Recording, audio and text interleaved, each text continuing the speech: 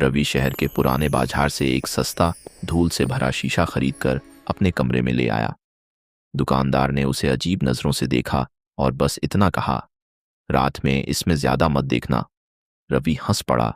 उसे लगा ये बस बेकार की बात है। पहली रात उसने देखा कि शीशे में उसका कमरा थोड़ा अलग दिख रहा है, जैसे सब कुछ वही है पर थोड़ा पुराना। उसने ध्यान नहीं दिया।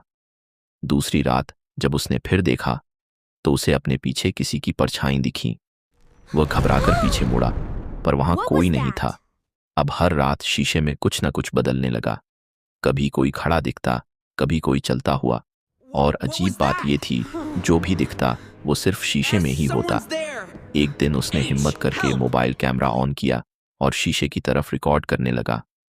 रिकॉर्डिंग में साफ दिखा एक आदमी पुराने कपड़ों में रवि के ठीक पीछे खड़ा था और धीरे धीरे उसका गला पकड़ रहा था।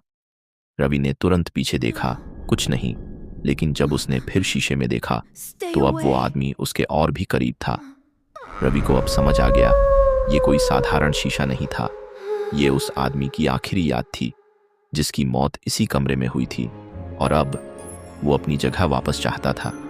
उस रात रवि ने शीशा तोड़ने की कोशिश की पर जैसे ही उसने हाथ उठाया शीशे में उसका हाथ रुक गया, जबकि असली दुनिया में उसका हाथ नीचे ही था। वो समझ गया अब वो खुद शीशे के अंदर फंस चुका है। अगली सुबह कमरे में सब कुछ वैसा ही था, बस एक फर्क था। अब शीशे में एक नया चेहरा था जो मदद के लिए चिल्ला रहा था और कमरे के बाहर रवि खड़ा था, मुस्कुरा रहा था।